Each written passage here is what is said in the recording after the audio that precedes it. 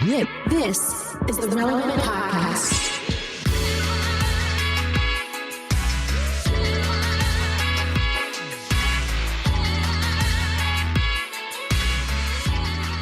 It's episode 1242, and it's the Relevant Podcast here in Orlando. I'm your host, Cameron Strang, and joining me from Loverland, Virginia is Jesse Carey. Hello, hello. From Nashville, artist, producer, mogul, Derek Miner. What's happening? And just down the street there, our managing editor, downtown, Emily Brown. Hey, y'all. Happy Women's History Month, Emily. I don't know if you're celebrating. Thank you. I've been waiting all month for someone to tell me that. It's an inside joke. She brings it up every day. Every day. I bring it up every 5 minutes. You will say the most random things, and it has nothing to do with women or gender in general. And I'm like, really? During Women's History Month? What is your favorite moment in the history of women? Oh, I mean, can you just pick one? No. I'm not saying to reduce it to one. I'm just saying to Is it reduce. the suffrage movement? I'm just saying, like, Adam your and Eve? personal favorite. You think that I'm thrilled about women suffering? Is that what I'm hearing, Cameron? No, I do not want women to suffer, Emily. I was referring to suffrage, but That. Nonetheless, I okay. actually, as you were talking, I wanted to change my answer. Specifically the movie Legally Blonde. I do feel like that was a really big peak moment for women. And so I'm actually just going to put the premiere of Legally Blonde as my favorite history of women. So as a person that's never seen Legally Blonde, but... you can't admit that during Women's History Month. Come on, Derek. Yeah, just not my crowd. Why? like women can do anything they put their minds to is basically the message of this. Oh, movie. okay. I was going to say like Joan of Arc or someone like that. Like this warrior. Nah, Reese Witherspoon in a pink power suit kind of did a lot for me. Done. So Said enough. Easy enough. Bloody Mary, big hero of yours. Like Emily, she just killed all the Protestants. I mean, not mad about that. I just watched another Reese Witherspoon movie the other month or the other night. And I'm convinced like streaming is killing comedy, like comedic movies. Like it's doing Are a you lot talking for about You're stand-up. Cordially Invited? Yes. It felt like a movie whose comedy was written for an algorithm and it just didn't work. You know, like I feel like streaming has done a tremendous amount for like stand-up comedy. And I would even say for podcasting, you know, beyond sort of traditional streaming, but like YouTube and outlets like that. Right. But, you know, commercial comedy film, and maybe this goes for all movies, just feel like they're getting really bad and are made like there is some algorithmic approach to how they're created that maybe I'm misinterpreting it, but it just doesn't seem like a lot of these work.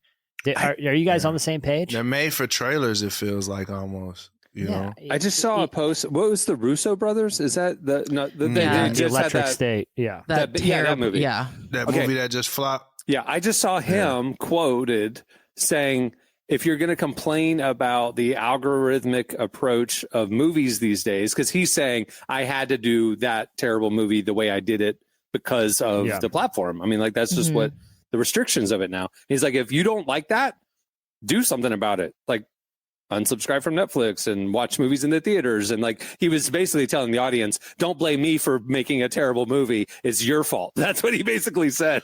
To me, like, that's passing the buck. He's an artist, right? Like, I'm not throwing shade at the Russo brothers here, but like, do you know what film they directed prior to when they really blew up with Endgame?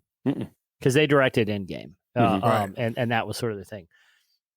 Don't ask me how I know this, but one of their early films was You, Me, and Dupree with Owen Wilson and Matt Dillon and Kate Hudson, right? Like, just a down the middle, you know, probably about a 40% Rotten Tomato, aughts comedy. That's generous.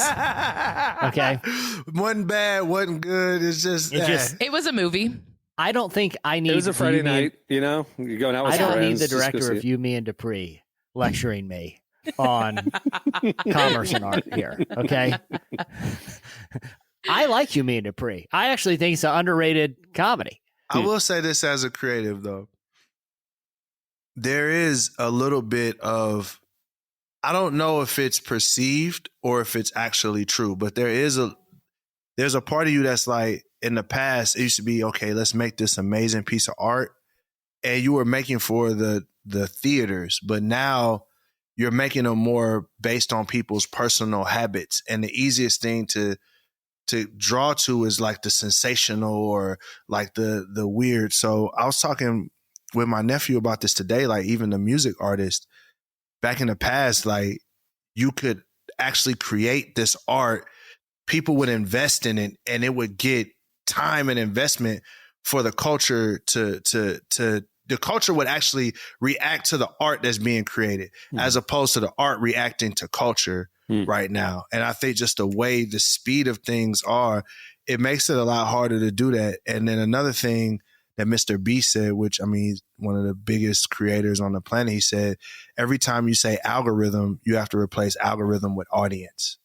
Because he's like, all the algorithms do is just get the stuff to the audience that cares about it. So that's kind of a challenge as well.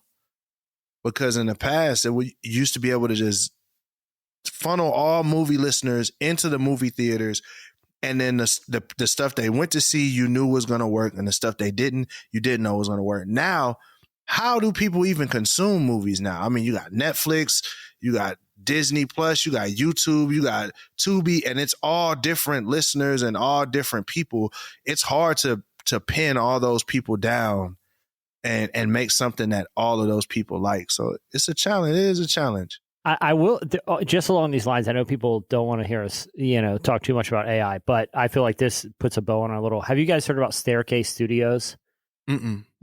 It's a new film studio that is using like really high-end AI. It looks pretty good, right? But what they're doing is they're buying Hollywood scripts that have been floated around for years, but for one reason, like from really good, some are spec, right? Some of these people go out to Hollywood, they write a spec script and it floats around studios, it gets bought for a while or tied up in rights.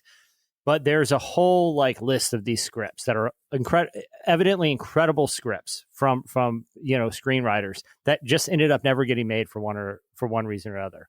They are buying them, and then they're using their AI tool to make the movies. That's an interesting idea. And so their business model, so their margins are so much lower because their margins are higher, their costs are lower. Yeah, exactly. What they have to do to meet their margins, should I say, is much lower, right? So so they can go and take chances with scripts that are out there and weird and aren't written for an algorithm, and just hope. I listened to an interview with the CEO of the company, and he said it was sort of like the early Blumhouse model, where they would make these $5 million horror movies, right? But hope one of them hits. And hope they get a Get Out or one of these movies that they're taking big risk because their margins are low, and throw a lot of noodles at the wall. But this studio happens to do it through AI. It's called Staircase Studios. They're about to release their first feature. So the whole film is AI? Entirely. There's voice acting, but that's it. Wow. All right. Interesting. All right. I mean, welcome to the jungle. We have fun and games. Sadly going to be the future. I mean, but I guess how it works is a really interesting model. They buy the script, they find a director, but the director works with AI professionals to craft the prompts for the film. So each one will have its own. The director still has its own style, but they're working with AI prompts. There you go. So I don't know how to pivot to this, but you were gone for the last couple of weeks. Yeah, I've been doing working on an AI movie. The weird thing was Jesse, you weren't here last week, but we announced a big shift. We're going to one show a week. Big changes. So we got talking about it a little bit. I'm not going to belabor it, but in August is our 20th anniversary of this podcast. Wow. And so between now and then, we're going to be doing a lot of changes to the show, getting it to video, updating it, refresh format. We're just evolving it. We're not ripping the Band-Aid off. One of the big things we're also doing, listeners, you need to know this. I'll remind you of this at the end of the show. We've been doing all of our kind of fan interaction stuff over on Twitter for years and years and years. Well, now that it's X, things have changed, and I don't feel good sending our podcast community over to a porn platform. So here's the pivot. Instead of podcast clips, we're now going to post raw fight videos. Yes. Right in the podcast feed. what I was gonna say is this week. Oh my ghetto hood fights.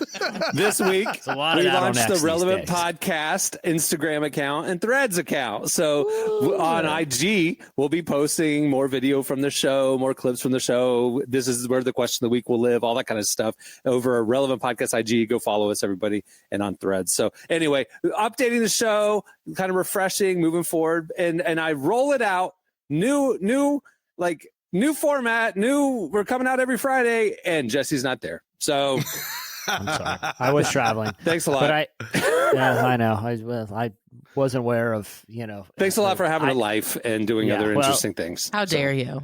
During Women's History Month. I was traveling quite a bit, but nonetheless, yeah, exactly. How dare I? I should have been sitting at home in quiet observation. Yeah.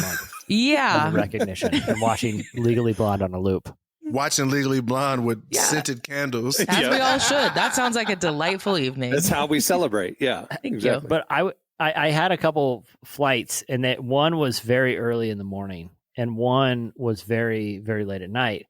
And so there were a lot of tired people on board. And I was on the early flight, I was like on my laptop trying to work the whole time. On the late one, I was watching a movie. But either way, I was trying to occupy myself on both flights. Okay. And this is where I ran into a dilemma. On one, it was in the guy, so not the row next to me, but the row next to me, one behind. So still pretty close. He was snoring so loud. I'm talking like I was concerned about respiratory issues. Okay. I mean, distracting. If you have a baby on a plane. Wait, did you have noise canceling headphones on and everything? I had regular headphones on. Oh, okay. Well, that's your first problem. But yeah, that's mistake okay, number but one, even brother. him being Wouldn't a have mattered. row and a seat behind, and you can still hear it. Like, airplanes are not quiet. I'm telling you, it was the whole plane could hear it. It's a big echo tube. It's a tube for this guy's snores.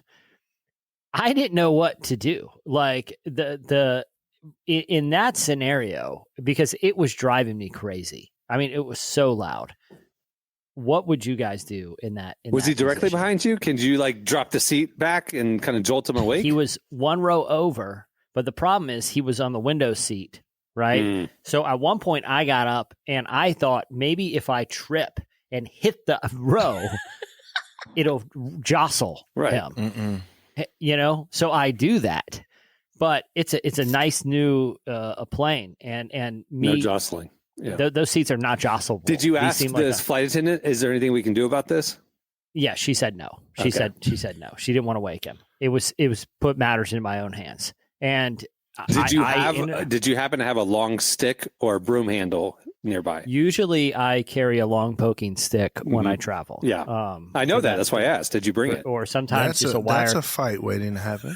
Or sometimes just a wire coat hanger. I just thanks a lot, FAA. Was anyone else concerned with this guy snoring, or were you the only one who seemed they to There was a sleeping lot through of it. eye contact. There were a lot of eye contact. Like, what are we gonna do about this guy? This reminds me of the video that went viral the other day of the airplane where everybody's just like gagging and covering their faces. And then you hear in the distance an Indian guy yell, "Whoever's farting, please stop. It smells so bad." You know what I mean? Like the whole plane was like coughing. But that brings me to my point. Considering there's so many rules. That's ridiculous, by the way. I've never seen that. Dude, I'll send it to you. It's bad. It's like somebody gets a phone out and like the entire row is like this, like they're covering up their noses. And then literally you hear a voice like 4 or 5 rows away. "Whoever's farting, please stop. It smells so bad." And it goes off. But the thing is, Plot twist, it was him that was farting. it's really the perfect He who crime. smelt it dealt it. Yeah, that's what you yell back. It's really the perfect crime because all the person that is farting has to do is like put their nose Act like they're bothered too. That's it, bro. Yeah. It is, it's perfect. But either way, it was a big. There's a lot. I just seem like there's some unsettled dilemmas on air travel these days when it comes to. I think there are bigger problems these days than just people snoring on flights. I will say, like keeping a plane problem. in the air is really been a challenge. Yeah, we'll get to snoring, Jesse. Right side up, you know, Yeah. like keeping the We'll get to okay. Right now, I'm okay with farts and snoring if the plane is lands. actually flying. I gotta be Yeah. honest, they're not helping the situation. I feel like you're just riling everybody up, so I could have a lot of tension on there. Who knows? I feel like you just want everyone, including the pilots, to be relaxed. It's true. It's distracting the pilots. They're up there bothered and annoyed. Yeah. You tell me which you feel less distracted on. A quiet, relaxed flight where everyone's just enjoying themselves, or a farty snore tube. Snore flight. Farty snore flight is crazy. You tell me which one you feel. This that reminds the me, pilot's more equipped to operate. I have a friend who's in town this weekend or this week, and she flew in last night, and I was asking her about the flight, and she was like, "Oh, it was great. I had the whole entire row to myself." And I was like, "Oh, so it wasn't a full flight?" And she said, "Well, no, I chose to be on the exit row, and no one else volunteered to be on the exit row. So she's the only one." Spirit. Why would anybody Spirit? not volunteer to be on the exit row? Well, because Spirit, if something happens with the flight, like the people on the exit row have to be the ones who are kind of helping the flight attendants. So people thought, I'm on a Spirit flight. It is very likely they're going to put me to work. And so I don't want to. Okay, got it. So she was the only one. There are two. She said there were 12 seats that are designated for exit row. She was the only person on the entire flight who agreed to be on the exit row. And I was like, this team may not make it, y'all. And she was just excited about the extra leg room. And I was like, you actually might not have as made a normal human would. Yeah. Right. Well, Jesse, if you've ever been on a Spirit flight, Soul plane, bro. That's the Spirit flight is a soul plane. snakes on a plane. Is the fly. Yeah, it's all of those. Snakes on a plane, soul plane, all of them. Con Air, it's all of those. Con Air. It's all of those all in one. I think they should just do like a subway style or like trolley style where it's just standing. You just grab the little pole and you're just, all right, guys, everyone hold on. That's basically what a Spirit flight is. Dude, have you seen, like, they've been talking, like every year the industry has, like, you know, a convention where, like, everybody gathers and here's innovations and all this kind of stuff in air travel. And, like, this last year they proposed a double-decker seating arrangement where you, like, there's so little leg room that they literally are stacking the chairs kind of, like, up, and like you almost are standing like for the whole flight. And basically they're trying to make another class in the back of the plane of like basically standing room only seats. And so you have luxury, regular, and then cheap in the back. During Women's History Month. That's why these planes keep falling out the sky, because they keep doing this bull. Maybe I'm just cheap. But if you were to tell me, hey, some guy wants to give you $400 and you have to go just stand still for 2 hours. Okay. I'd probably say, all right, I would do that for $400. I would just go stand somewhere. Not me. Easiest 400 I've ever. You wouldn't stand. No. Just stand for $400 for 2 hours. No, not on a 6 a.m. flight to LA. No. And I got to be ready to get to work when I get there. No, sir. Yeah. Cameron, I've stood with you at a music festival for like 12 hours before. I was entertained. I wasn't stuck in a tube. I mean, you're not just staring at the wall. You could have something playing or listen. I can't work on my laptop. I can't. I would stare at the wall. Gosh. If someone said, I want you to go stand against the Women's wall History for Month. 2 hours. Thank you, Derek. What? Let me ask you. So you're telling me this, guys. Someone walks up to you now. She wins every argument. She wins every argument. Every disagreement.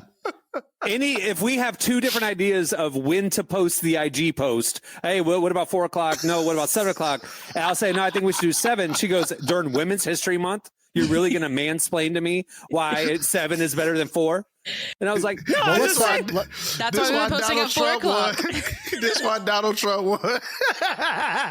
Y'all might not put this in there, but this is exactly why he won.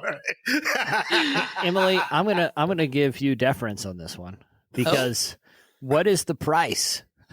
2 hours standing against the wall, staring at it. Derek and Cameron are it's north of 400 for them. My price might be as low as like a good meal. All you have to do is stand against the wall for 2 hours. I'm going to need you to respect yourself a little more. I do think 400 is starting. Like a Spirit should start at 400 and then it can go up from there. You know how like when they overbook a flight and they're trying to get people to take the vouchers to like go on the next flight, and they're like, hey, we'll just give you a $200 voucher and nobody takes it. We'll give Someone you got $2,000 on a flight one time. I was so mad. I'm saying it starts a bidding war. There is a moment where it gets to the point where like, you know what, that's worth it because that's like 4 flights. You know what I mean? So like there is a number. I don't know what the number is for me, but there is a number, but it's going to have to be well worth my while. Take flying out of it right now. Okay. This is there's just some weird rich person that just likes to test the limits of human discomfort. David Blaine. Okay. Yeah. Okay. This is the show Survivor. And he approaches each of us and he says, you know, I'm doing a social experiment. This data will eventually go to the airline industry. I want you to stand face against the wall for 2 hours without going anywhere. That's you torture. Just gotta stand there. What is the price it would take you? I mean, that's literal torture. I mean, For that's 2 solitary hours? confinement. It's not like I didn't say 2 weeks. Not torture, but I have What is so your price, much more Derek? to do with my life Thank you. than stare at a wall.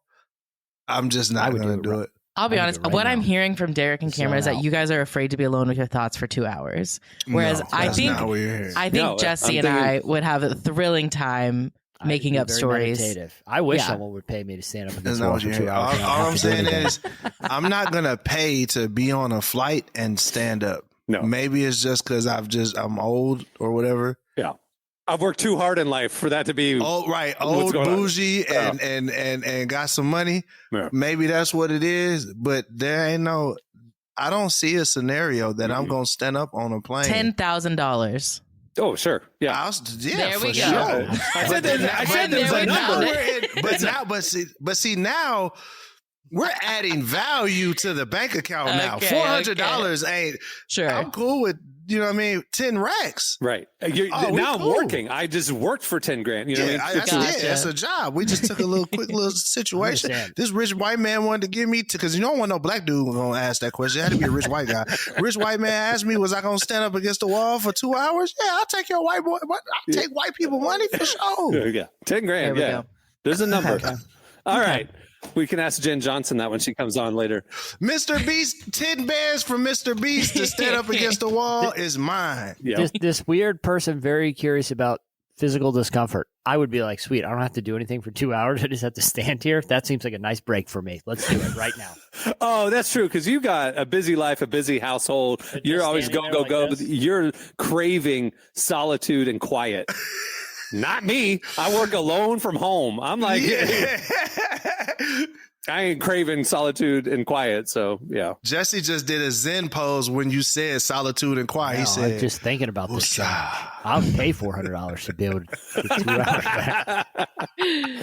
All right. Well, coming up later, we have Jenn Johnson. She's the new worship album coming out.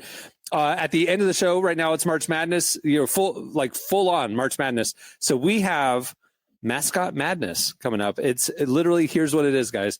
It's the 64 teams in March Madness, and we're going to do the bracket all the way to the winner, but it's not the teams. It's simply the mascots. If the mascots were competing against each other, who would win? So we're going to name the all-time winning mascot. Isn't this how Emily picks her bracket? No, Did you do this game, Emily? I did do this. I already picked my bracket though. I don't do it on mascots. I literally look at the team name and just kind of feel in my heart, do I think they could She win? goes out by. So And So she I gotta- does pretty well I've got every quite year. a few Cinderella teams on there because I have a lot of high hopes for them, but it'll be I good. love it. I love it.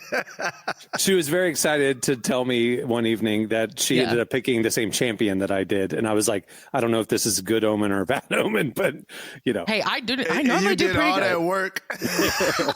Yeah, what's funny is like when you fill it out, it asks like, do you want to do like an auto bracket based on like all these analysis and stuff? And I say, nope, manual every time so that I can go through it and pick based on my heart. Well, so you'll do well at the game coming up later. And also, after this break, we have Relevant Buzz. Today's podcast is brought to you in part by Mercy Ships. Globally, 5 billion people lack access to surgical care. In sub-Saharan Africa, there's only one surgeon for every 200,000 people. Mercy Ships provides free, life-transforming surgeries for people who have little to no access to medical care. They help the blind see, straighten twisted limbs, remove deadly tumors, treat cleft conditions, and so much more. With state-of-the-art hospital ships, they provide safe surgery to children and adults living with treatable conditions, and it's completely free of charge. They do all this work with an all-volunteer crew of professionals who donate their time and talents. Surgeons, stewards, nurses, engineers, and more make the world a better place. Your donation today provides free, safe surgeries to people in desperate need of help. All gifts are matched, so please donate today at mercyships.org/relevant. Today's podcast is brought to you in part by Tim Tebow's book, Look Again. Have you ever wondered what would change if you truly believed you were infinitely valuable to God? In his New York Times bestselling book, Look Again, Tim Tebow reveals the powerful truth that when we learn to see the image of God in every person, including those we struggle to love, everything changes. Tebow shares incredible stories from his work with people the world often overlooks, and it will challenge you to stand up to the lies, rediscover the worth that everyone has, and impact the world for good. Find Look Again by Tim Tebow, available now wherever books are sold. Okay, it's time for Relevant Buzz. Tell us what's happening at the intersection of faith and culture this week, Emily. Okay, the first thing I want to talk about is honestly a really cool moment that happened at the University of Colorado last week. Coach Deion Sanders invited Denzel Washington to speak to the football team during one of their spring practices. That's crazy work. It is crazy. And obviously it was inspirational. I mean, this is the guy that was, part of the Remember the Titans. But he spoke for nearly an hour and a half, and it was all over Zoom. You can actually watch the full thing on our site. But I really wanted to play a clip of it so that you guys can hear it for yourselves and just get some inspiration for the weekend. Pray for rain. You got to deal with the mud, too. But eventually, good things grow out of that mud. All fame ain't all it's made up to be. Power and privilege and fame and wealth, hopefully you'll see. But it's not all, it's all made up to be. So, yeah, you can pray that it rains on you, but you got to deal with the mud. You be looking up and look down and realize you're 7 feet deep in mud. It's thick. People don't like it. People don't like seeing you do well. We are in the world, but don't be of it. Don't rely on it for your happiness. Rely on the Almighty. Do not rely on this world for your happiness, because it'll tell you Tuesday that they love you and Wednesday that they hate you. They probably said that about your team. It's not consistent. That's old Unc wisdom right there. Just the way he was talking, he sounded like old Unc, and it just hits you right in the soul. That's that old Unc wisdom. I love it. You pray for fame and wealth and power, like it hits you like rain, but you don't think about. Then you got to deal with the mud. You're 7 feet in the mud. Is it be careful what you ask, wish for, what you pray for? No, it's a full sermon. Yeah, it's a full sermon. Yeah, man. I love what Prime's bringing to college football. I do. I think he's awesome. Not everybody does, Emily. I was going to say, a lot of, obviously, Christians are thrilled about this. Some people are not happy about this, though. And I'm specifically talking about the Freedom from Religion Foundation, which is a nonprofit that advocates for the separation of church and state. They have actually issued a formal warning to the university claiming that Deion Sanders is violating constitutional law by incorporating religious practices into the teams by, through things like team prayer or having chaplains on the team. And that, this is a public university. You can't do that. Well, chaplains are common in locker rooms. Yeah. Prayer is common before a game, but Coach Prime is bringing in pastors to speak to the team and like taking it to another level, which obviously we love. But he's put a target on his back from these anti-church and state, or separation of church and state organizations. So like they're threatening a lawsuit right now. So that's not good. But. Yes. It is what it is. Yeah, I mean, look, I think there are important distinctions between, what you want the state to be, how they can mandate religious stuff. But I think there's a little bit of nuance here, right? Like, I don't think he's forcing people to, you can have people of different religious persuasions come in and talk to you. It's not like he's forcing them to convert, as far as I know. Correct. But correct. If he was saying, listen, you're going to lose your starting position if you don't church, come to this pastor thing or whatever, that's different. But if he's a Christian and he's inspired by Christians, like just like if he was a Buddhist or an atheist coach and and felt like Buddhism gave him an edge or yoga gave him an edge in being a performer and brought in a bunch of yogis or Buddhists, no one would be upset. Like, and as long as it doesn't affect him, your position on the team. Now we're just nitpicking and just don't. And to be honest, these student athletes knew what they were signing up for when they came to his program. He's very open about the content that you're going to be presented. You know what I mean? So it's not like nobody's blindsided. And like you said, he's not holding it over their head. Like if you don't conform to XYZ, you're out or anything. He's not doing any of that. I think this is meritless but it is interesting because when Auburn, we posted about Auburn a month or two ago, number one team in the country at the time. And like everybody's Christian and they took a trip to Israel and they got baptized in the Jordan River. And like, it's so Jesus focused. The team is doing Bible studies together and all this stuff and praying together during the games. I said to Emily, I'm surprised that they're so open with it because Auburn is a state school. And I know it's the Bible Belt, but still that surprises me that they're not catching flack for being so open. And there's a lot of programs like that. I mean, Clemson, the football team, Clemson. I mean, there's just a lot of Christian coaches that impose a lot of faith elements to their program. Coach Prime is no different than that. It is interesting to see, though, that there's some people kind of threatening legal action and stuff. So, well, it'll be interesting to see what happens. It's also the difference between you brought up Clemson and you brought up who's the other team? Auburn. They're both in the South. Colorado's in the West. Right. So it's a different, much different culture. Like in the South, like Christianity is not really it's cultural. It does, and it doesn't evoke a level of like vitriol from people. But out on the West, it's a lot different. Agreed. So that's probably the reason why. Moving on, the next thing I want to talk about is something happening in the workplace in South Korea, on the other side of the world. Employees in the Gyeonggi province have been invited to test out a 4-day work week every other week, or just sort of reduced work hours overall. Now, other places have done this, so you're probably like, why am I bringing this up? That is because officials are specifically testing this out to not just help out with burnout that a lot of people have said they're experiencing, but they're actually hoping this helps fix one of the country's biggest problems, which is their plummeting birth rate. So a little context, South Korea has the lowest fertility rate in the world at just 0.72 children per woman. So they are not keeping up with standard population rates.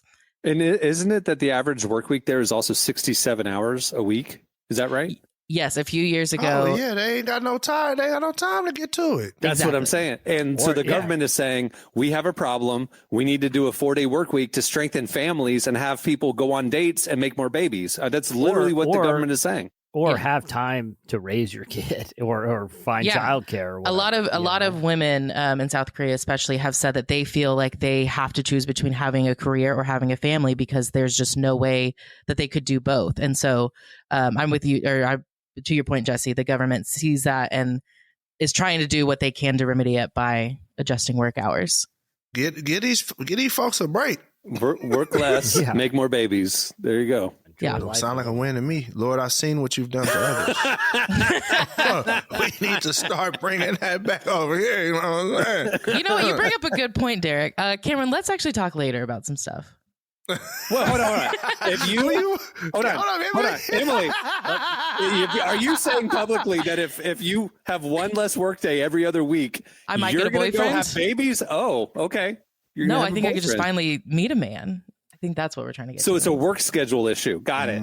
Yeah, okay. That's why I'm single, is my work schedule. Got it. Because men are wanting to date on like Thursdays at 1. Yes. Right? And I'm like, guys, I have a career. It's just so difficult. Got it. I didn't know. I'm not on the apps. I didn't know. The more you know. That's what you learned during Women's History Month. Okay. Moving on. The very last thing I want to mention. This is my favorite episode so far this year. I'm having a great time. Moving on to the very last thing I want to mention is you guys may have seen a lot of Jesus on television this week. And what I mean by that is you might have seen specifically the Chosen star, Jonathan Roumie, who plays Jesus. He's been doing a lot of press to gear up for season 5, which drops next week. So he was on talk shows like The View, Sherry Shepherd, just talking about, the Chosen, his faith, all great things. Very happy that. Well, on The View, in particular, on The View, he really opened up at how playing this role led. I mean, we know the story, but he found faith through this role. And he was he laid out the gospel on The View. Yeah. Wow. Yeah. So he's been doing some really great things on these talk shows. But there's one moment that I really want us to talk about. And that was when he went on the Tonight Show with Jimmy Fallon. He did obviously talk about the show, his faith. Again, thrilled about that. But he actually talks about a little known part of his acting past, which is that he used to do voice impressions on MTV's Celebrity Deathmatch. Awesome. Oh, You were the voice on MTV's Celebrity Deathmatch. Yes. There was I love that show. I used to watch that all the time. yeah. For those who don't know, it was clay animated celebrities fight each other to the death in the most ridiculous ways, and they needed people to sound like the celebrities. And so I wrote a letter to the casting director and said, "Hey, I do impressions. Could I audition?" And she called me up and said, "Call this hotline and leave 60 seconds of your best impression." And at the time, I was going through a massive Marlon Brando phase. So I probably called her up and said, "This is Marlon Brando. I don't know if you need anybody for your show or anything like that. I don't know. Maybe I could give it a shot. You tell me." So who else did he do? He did Marlon Brando. Ray Romano is a guy that I did a lot. Love that guy. Long Islander myself as well, you know, so. Wow. And then, I started playing around with I'm a huge fan of the musical impressions you do. First of all, let me just bow down to the great here. Everybody. No. Your impressions. No luck. Jimmy's impressions are amazing. And so I started working on a little Bob Dylan. Oh, yes. Here we go. Oh, my God. Itsy bitsy spider crawled up the water spout. Oh, my God. Down That's came the crazy. rain and washed the spider out. Thank you. Well, out came the sun, dried up all the rain. Well, that itsy bitsy spider crawled right up back again. Oh. And I'm telling you, man, that spider won in the end. Yes, these rhymes. All right, thank you. Thank you, Bob. Take it to the next. that was really impressive. That's crazy. Yeah. I'm gonna zag here. I'm glad the Jesus thing worked out for him because his bag is dated. I think our parents would be impressed with those, but that is Marlon Brando. I love a good Bob impression Dylan. though, man. Jay Farrow. Oh my goodness, Jay Farrow. Nobody is better. Ridiculous. Yeah. It's good. No, but I was really surprised to see this because all I know him from is, Jesus from The Chosen. But I actually started looking into more of his acting past because I was curious, what he did, what other things he'd done. But he actually shared on his Instagram that he started out as an intern at SNL during Will Ferrell's first season. What? Yeah, he was Crazy. and he worked at SNL for I think it was only one season, but he has shared a few stories about that, which I think is really crazy to think about his trajectory from SNL to Jesus. Man, hey, that's a crazy trajectory. Yeah.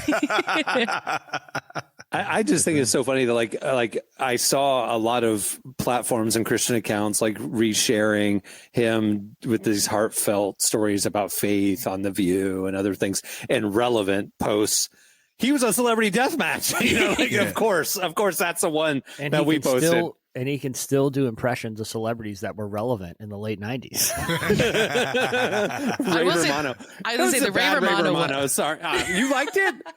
No. I was just going to say I couldn't remember I honestly couldn't tell you if it was a good one or not because I haven't thought about Ray Romano in about 20 years.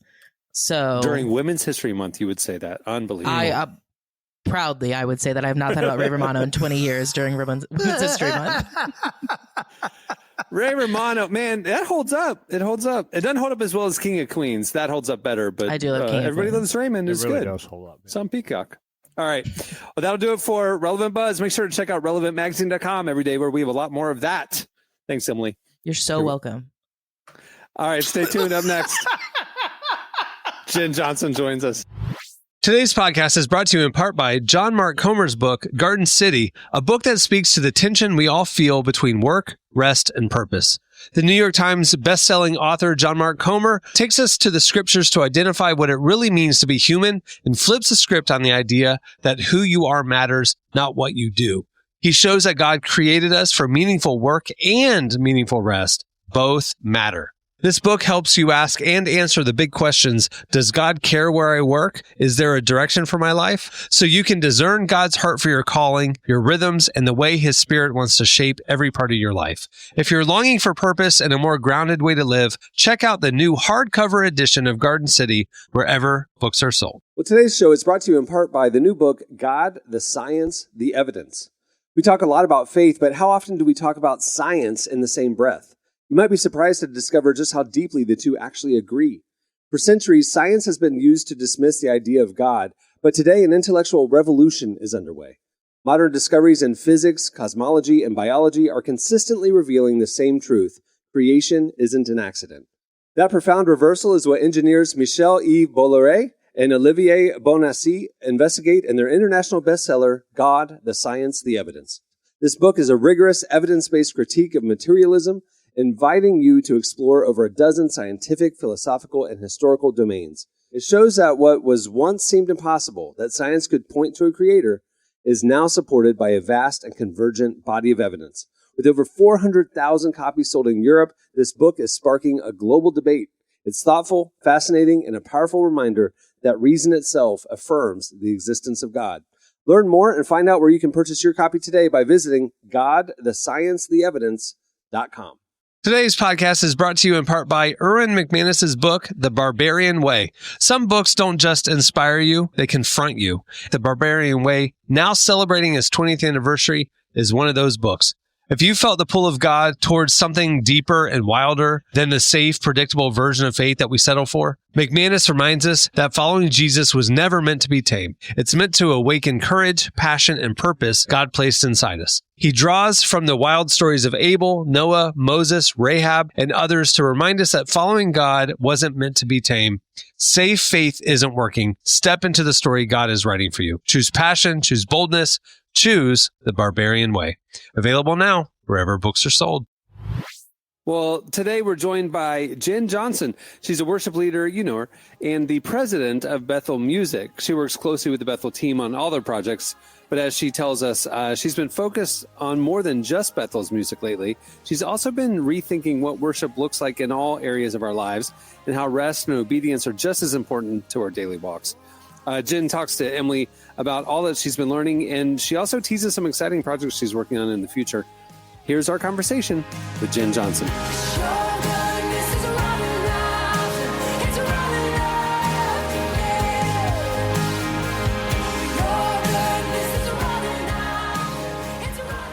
Well, it's really great to be catching up with you, Jen, because there's a lot of exciting things happening at Bethel right now. I think the best place to start is what is in the plans for Bethel in 2025? We just actually finished the recording 2 weeks ago. I don't know. I'm bad with time. February 14th. It was on Valentine's Day. We finished the recording for the McClures, Paul and Hannah McClure, their new album. And it is so beautiful from start to finish. I hope we also put the event out, the live recording we did in long form, because the night was just beautiful. Their daughter is dancing on stage with them. She's like 8 years old. I mean, it was beautiful. So I'm really excited about this project that they're going to be releasing this year. For the first time ever, I'm actually doing a solo album. So I'm very excited, and in all the way, I'm in deep in this album. So very excited.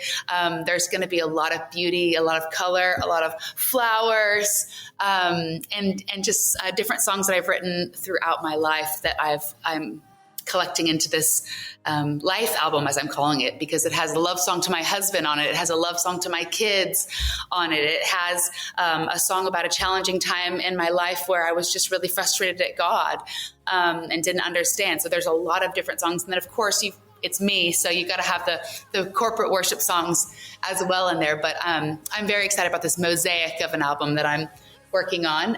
We just had a song released last Friday from our new artist named Edward Rivera, and it's a very fun little pop song, so called Not the End. So make sure you check that out. It's really beautiful.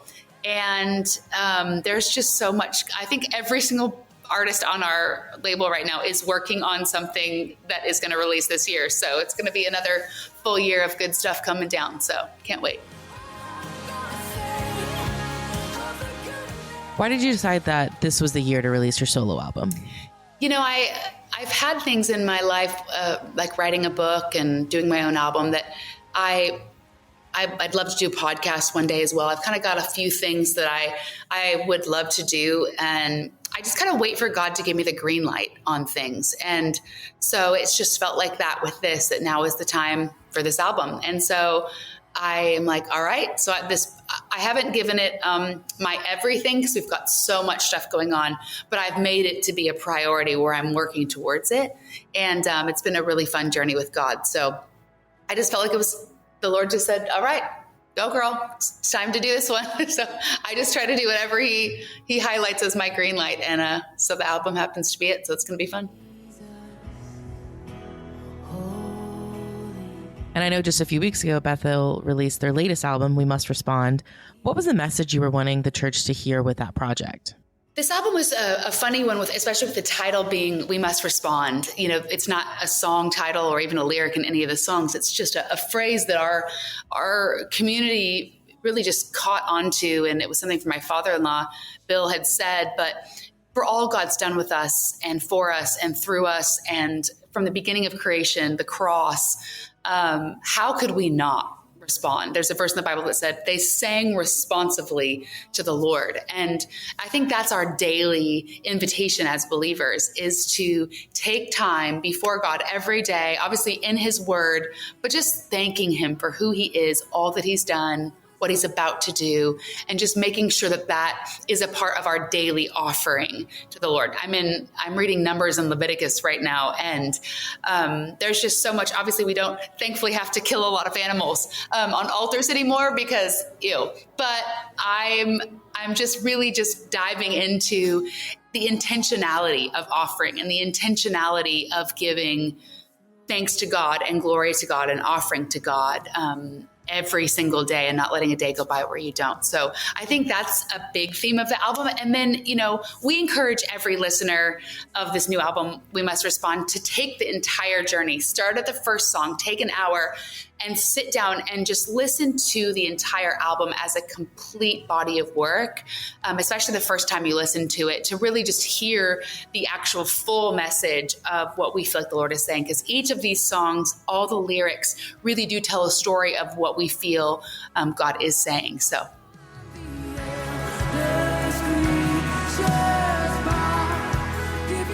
If I can I pick your brain about what you're learning about offering? Because that is just something I don't think we're talking about enough. Yeah, I think that we live in obviously a different day, and we live on the other side of the work of the cross, and Jesus paying for our atonement, that we get to live in the power of the blood. We get to live in the freedom of that. But I think that we have to be careful to not miss the intentionality in what actually the Lord is requiring and what he wants.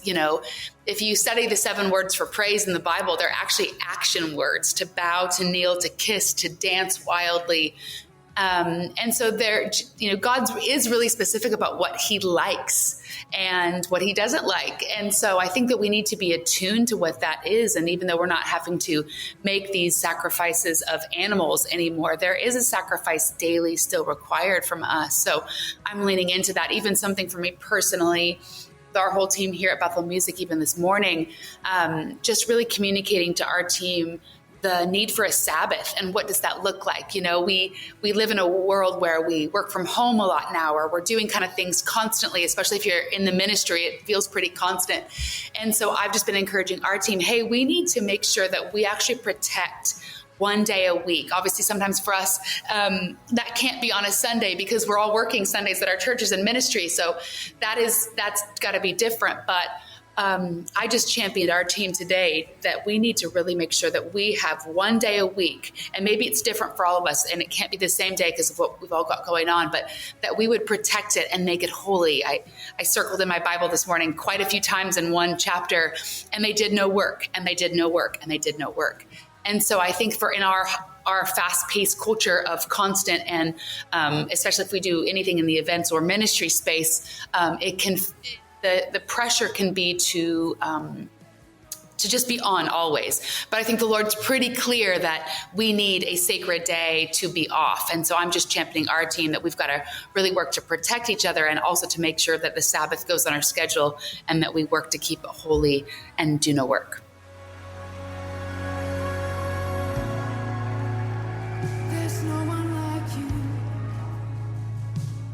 For all the Bible talks about it, Christians do seem to really struggle with rest. Why do you think that is? I just think that it probably was difficult for everybody since the beginning of time to have, because there's always something that needs to be done. But I think that even just planning ahead, reading through, Genesis, Exodus, Leviticus, Numbers, like they would prepare enough food the day before for the next day so that they couldn't. So they were intentional about setting that time apart. And even my husband and I were talking last night, practically, how do we do this better? And he's like, well, I'm going to text all my business partners and tell them that on Saturdays, unless it's an emergency, and it better be that I need that day off, and we're working with people around the world in international time zones. And so it really is difficult. There really is a challenge to what we do and actually having that day. But I think at the end of the day, we just need to kind of make extra measures to protect that. Because you know what? I think the enemy's sneaky little quiet way of getting us all to sin is that we would burn out and that we would overdo it. And so if he can't get you in intentional sin, he might be able to really open the door of burnout in your life because you're overdoing it. And so I think we just need to be cautious on both sides of that track.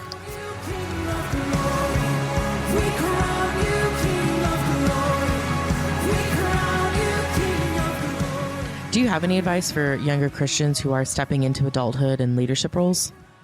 Yeah, I think that, in a digital age where we all have our phones and we're connected always, that we need to be careful, and we really need to take seriously in this past, 10 years of technology becoming a part of our every moment, that we really need to be careful that we have time off, again, from even that, and that we're disconnected because we weren't meant to live with things coming at us, even positive, but it just, you open up Instagram and it's just constant highs and lows, and even inspiration, just being inundated with things, or emotionally, it's a lot. We weren't meant to carry the weight of the world in our minds every single day. And so I think really practically for this generation is sit down with who you're following on social media with the Lord and ask him to give you a yes or a no, a peace or a that you are to unfollow or follow who you're following. It's very important that we are mindful about who we're following. So, I think that that's a big one. There was a season in my life a few years ago where I unfollowed every single person. I think I followed 2,000 people at that point, and that I dearly loved and cared about, but I didn't have the capacity to be a part of that for, every human's life. And so I think sit down with the Lord and bring him into that process. And if you have a check, like a caution in your heart about following someone, even if you love them, even if you don't realize why that you wouldn't be good if you followed them, just unfollow them. Nothing is worth your peace. And so I think that's a big one. I am a very big champion for health in all aspects, emotionally, physically, and spiritually. I have a book called All Things Lovely, and it's a journey about holistic health and how our spirituality and physical and mental, all three are connected, and we can't separate them. And so I think physical health is really important. What foods we're putting into our body. Are you getting exercise? Are you getting sunlight? Are you getting the vitamins? Are you testing your hormones? Knowing what's going on in your body, and also regulating all of the technology and modern day things. But I think that those things connected. Are you getting counseling from a spirit-filled Christian? We don't want to get our counseling from a source that has no God in it, simple things like that. So assessing your life and your health constantly. How can I be healthier? What do I need to do? And keeping that open, because we want to run the good race and we want to do this well in the long haul. And to do that, we have to be mindful. Not just are we reading our Bible, are we going to church, are we being good Christians, but also are we taking care of ourselves physically and emotionally as well. You have led me through the fire in my darkest night. You were close like no other. That was Jenn Johnson. All right, stay tuned. Up next, it's Mascot Madness. As a friend, oh, I have lived in the goodness of God. Well, today's podcast is brought to you in part by the new book, Confessions of a Christian Alcoholic. Author Jonathan Seidel knows firsthand how even believers can get stuck in shame and destructive habits, especially when it comes to one of society's biggest obsessions, alcohol. In Confessions of a Christian Alcoholic, he details his spiral into disordered drinking and shares the 4-step process he eventually used to break free. There's hope for alcoholics who become Christians and for Christians who become alcoholics. Find Confessions of a Christian Alcoholic wherever books are sold. What if you could change a child's life with just $10? Right now, thousands of vulnerable children in East Africa are suffering from jiggers. It's a painful, preventable parasite that burrows into their feet. Soul Hope is the only organization treating it through foot washing, medical care, and durable closed-toed shoes that protect kids long after treatment. $10 may not seem like much in today's world, but when we come together, those small gifts add up to big change. Join the 10 for 10 campaign. $10 protects 10 small toes. Visit soulhope.org/10 to give now. One small gift makes a big difference. Again, that's soulhope, SOLE, hope.org/TEN. Okay, it's time for... It's the Mascot Madness Bracket Challenge. The Mascot Madness Bracket Challenge. We are going to go from 64 to a winner, specifically pitting the actual team mascots against each other. I'm not going to say the name of the team. I'm just going to say the name of the mascots. Now, granted, here's a caveat. There are a number of mascots that are shared by multiple teams. So when that's the case, I'll tell you which state that mascot resides in, because I feel like that'll settle a tiger from Alabama is going to be wired a little different than a tiger from like Oregon. You know what I'm saying? Okay, here we go. So first round, we have the Tigers from Alabama versus Hornets. Who wins? Oh, this is Hornets, not close. Hornets? Serious? Yeah. But they got to go through the fur and stuff.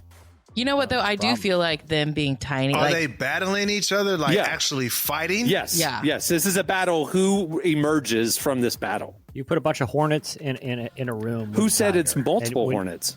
How many? Is it multiple tigers? It has an S on it. So does tigers. Tigers does the too. Number of tigers is if you put a whole bunch of hornets in a room with a whole bunch of tigers. Yeah. You open the door like 2 days later. Yeah. Those tigers are going to be in bad shape. Yeah, they're done. Wow. That is a fact. I'm going to go Hornets. I mean, a swarm of hornets. It depends on how many. This is the age-old question. Would you rather fight? 10 hornets or 100? Yeah, 10 hornets. Yeah. But I think we need to clarify here. This is a 5-on-5 matchup. We're not talking 50,000 hornets versus 5 tigers. We're talking 5-on-5. When's the last time one of you guys get stung by a hornet? Because I did last summer, and I will tell you, one hornet sting is bad enough. 5, you're hurting. Yeah. Do hornets die after? No, that's bees. That's bees. Hornets they sting you as much as they want to. Oh, then it's hornets for sure. Yeah. I'm with you. You talked me into it. All right. Cardinals versus Blue Jays. I think it's Cards. I think Cardinals are meaner. Yeah, sure. So do I. I like red. Sure. Wolverines versus Tritons. Wolverines. Like the weapon? Wait, what's a Triton? Is a Triton? No, a Triton is a spear? son of. No, a Triton is the son of Poseidon, so it's like a fish man creature. Versus a Wolverine. But it's also the weapon it wields, right? Yeah, it's the little forky thing. But so you could fork it. You could fork the Wolverine. Yeah, I would be the Triton. If I'm going the God of the Sea, God of the Sea versus a Wolverine. I'm going to go Triton. The God of the Sea. I don't think it's a pleasant thing to fight a Wolverine, but I think the God of the Sea can do it. Got it. Aggies versus Bulldogs. So Aggies are farmers These are specifically the Aggies from Texas. So Texas farmers, agriculture, versus Bulldogs versus Bulldogs from Connecticut. You might as well put Texas farmers. You might as well just put them in the championship bracket and see how they do against a bunch of Hornets, to be honest. So we're going Aggies. All right. Yeah. Okay. Bulldogs, though. I mean, I'm thinking pit bulls. So Bulldogs are different than pit bulls. Yeah. Come on. Yeah, they're domesticated. Yeah. Rebels versus Tar Heels. Now, a Tar Heel is someone who works in a, quote, lowly trade, Tar Heel, versus a rebel. I think it's rebels. Because they're going to fight to the end. Much as I hate to admit that it would be rebels. I got to be honest with you. As a black man, but... If you walk into a convenience store and there's a guy in there, he's got asphalt all over him, and he's got one of those yellow vests on and a hard hat. Yeah. At the end of a day, someone who would have tar on their heel, I ain't messing with that guy. He's going in there, buying Prime, a bunch of lottery tickets and some Zen. You stay away from that. I'm going Tar Heel. Okay, Tar Heel. All right, so what rebels are we talking about? Well, I think it's the ones with the Confederate flags. I think it's those kind. Well, hey, F them. Tar Heels for me, too. Just on the principle of it. off the muscle. Sorry, Southerners, but just as a black man, I couldn't bring myself to do it. Cyclones versus bisons. So these cyclones are obviously like tornadoes. So cyclones for sure. Bisons. Cyclones. Like it'll pick them up and throw them around. Yeah. Okay, golden eagles versus a lobos, which is a gray wolf. So, golden eagles are like 6 foot wide wingspan. Huge, right? Yeah, they're huge. Yeah. Versus a gray wolf. I think I'm gonna go with the eagles, and the main reason why is because they can swoop down. They have a bunch of different ways to be able to. We're attack. on the gray wolf territory. Or the golden eagle territory. I'm going golden eagles. Yeah. Agreed. Okay, Spartans versus bulldogs.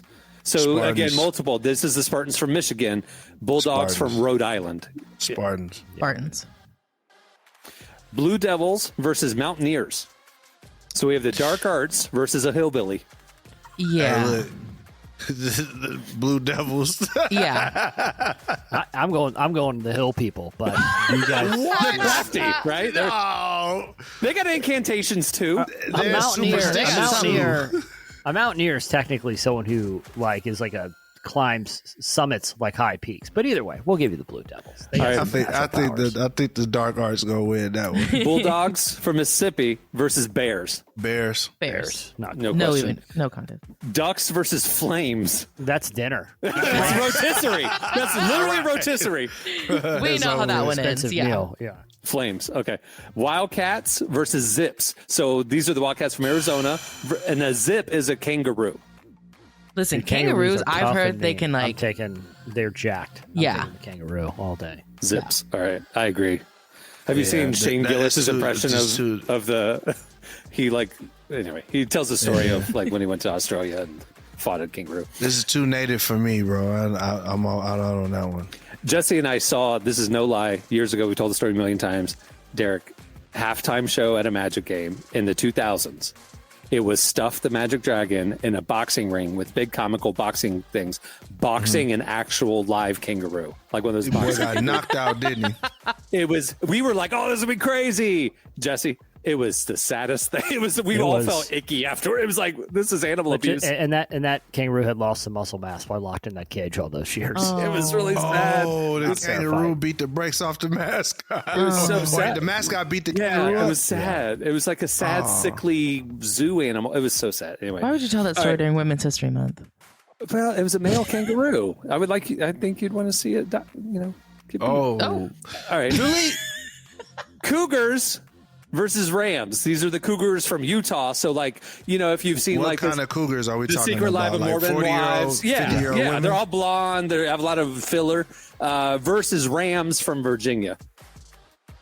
Rams, no matter what species of cougar we're talking, Rams are a tough, big animal. Yeah, they got giant. They're gonna hit them off the edge of the mountain. Yeah, for sure. All right, Badgers versus Grizzlies. What are we doing here? Grizzlies. Come on now. Okay.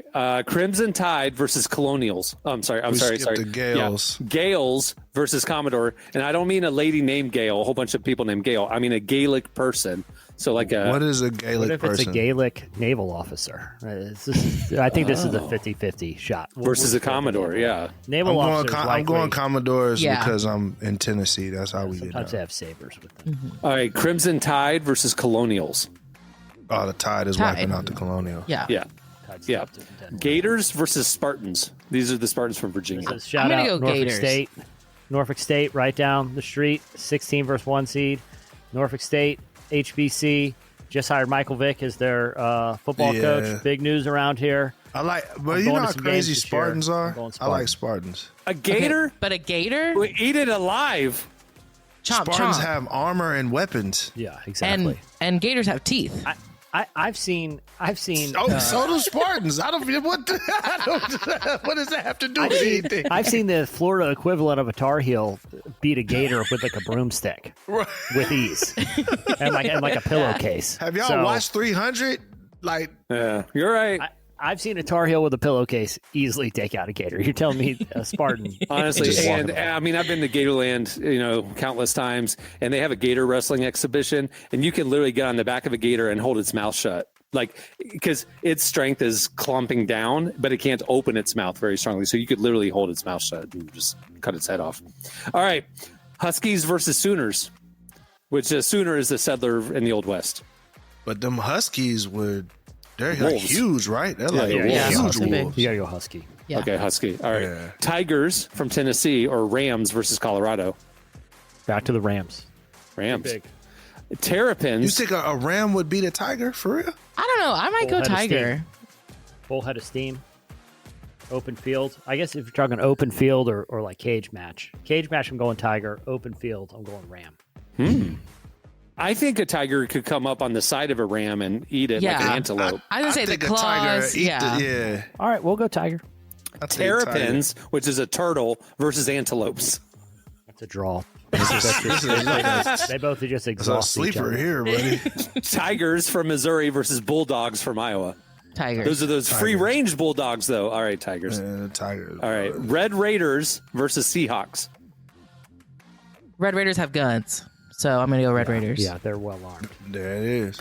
Jayhawks versus Razorbacks. That's those mean wild pigs. The Wild Hog. Yeah, I'm going Those Razorbacks. Freaking huge. Yeah. No question. Those will kill anything. What's a Jayhawk? I never even seen a Jayhawk. It's like a bird.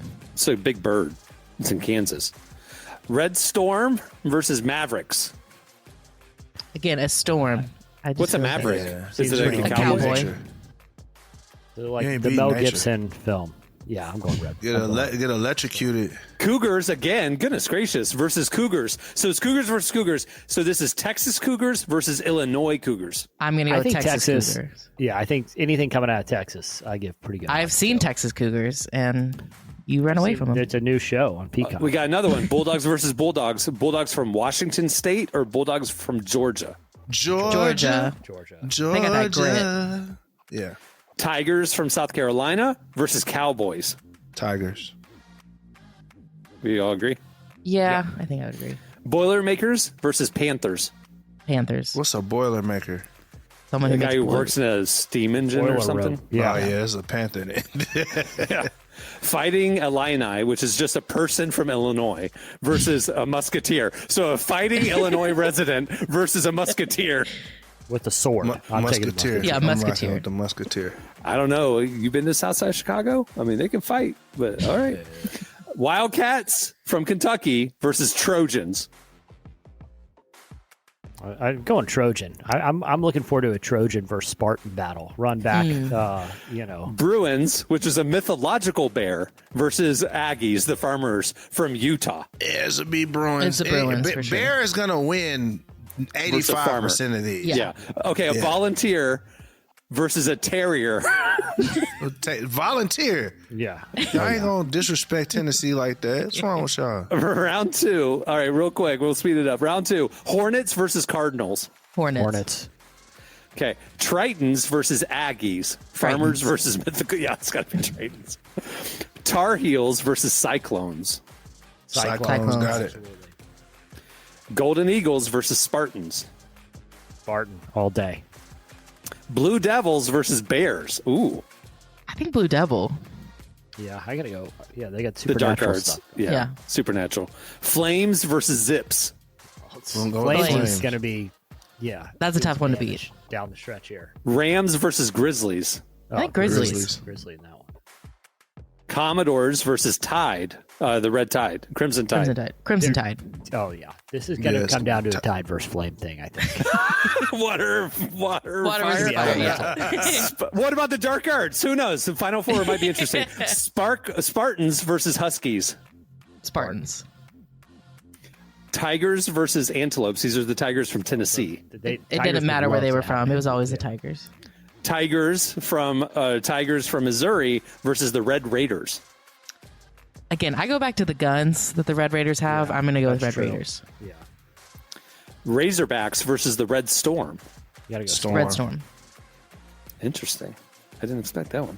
Texas Cougars versus Georgia Bulldogs. Texas Cougars of any type all day.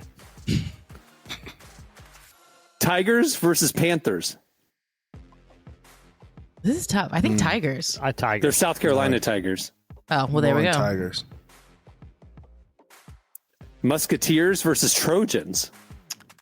Oh, Musketeers by They definition. got guns. have a gun. Never bring a gun to a knife fight.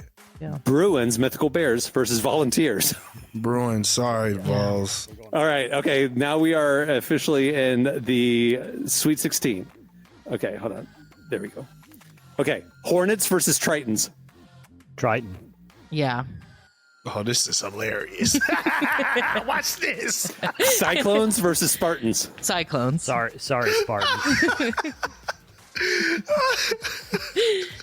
Blue Devils versus Flames. Well, by This is definition, an interesting one. the Blue Devils live amongst the flames. I think That's they're why very they going comfortable to with hell, flames. bro. I'm Throw going the Blue Devil. flames. The in Flames? Are you saying Flames? We'll give them flames. Yeah, Flames. All God right. already said it. All right. Grizzlies versus Crimson Tide. Crimson Tide. Tide. Yeah. Yeah, they'll drown. Yeah. Yeah. Spartans versus Tigers. Tiger. I mean, that's literally what happened in the Coliseum. Yeah. That's true. Yeah, I think the Tigers Spartans. were winning. Well, the most of Spartans time. won in the well, actually, no, the Tigers did win. Yeah. So Tigers? Yeah. Did the Some of them won. said Some of the Spartans won. Some of the Tigers won. I don't know. I only saw Spartans Gladiator movie is 2. about the few Spartans that won. I was going to say Yeah. the Spartans didn't end up losing to the Athenians, so I take the Yeah, Tigers. Tigers. Okay. I got it. Red Raiders versus Red Storm. Storm. Yeah. You can't shoot a storm. Doesn't make Cougars versus Tigers. Now, I do mean the animal Cougars, not the Utah. Still Tigers. Okay. Still Tigers. Tigers. Of Tigers. any kind.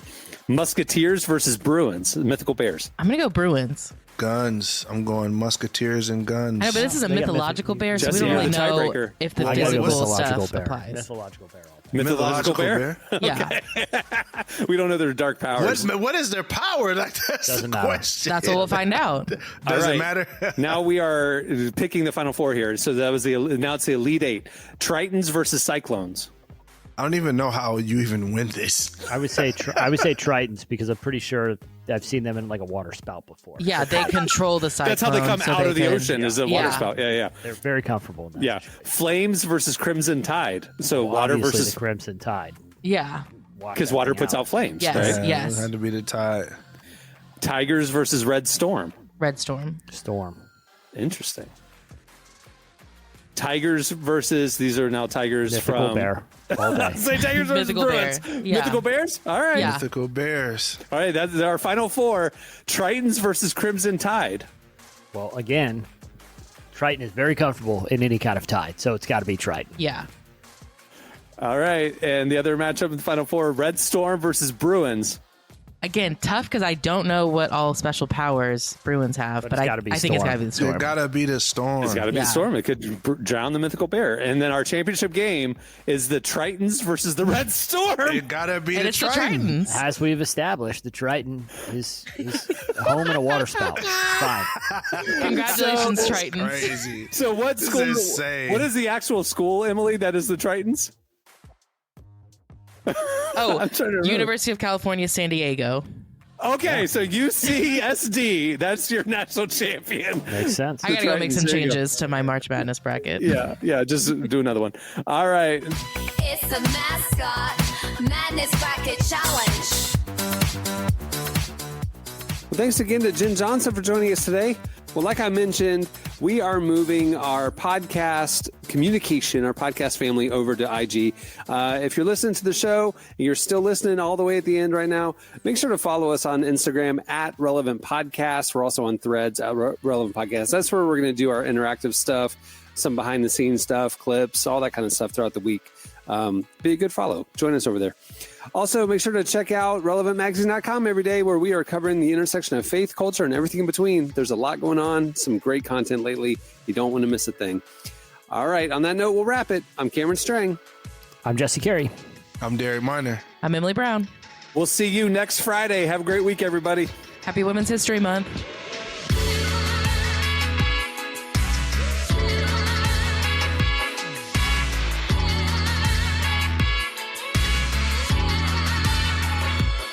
Thanks for listening to the Relevant Podcast. Check out our features, interviews, and news updates every day at relevantmagazine.com.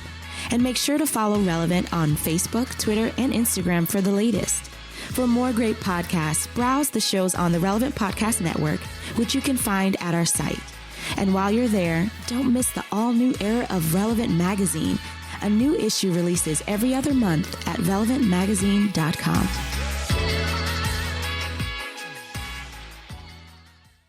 It's a tube for this guy's snores. Relevant Podcast Network.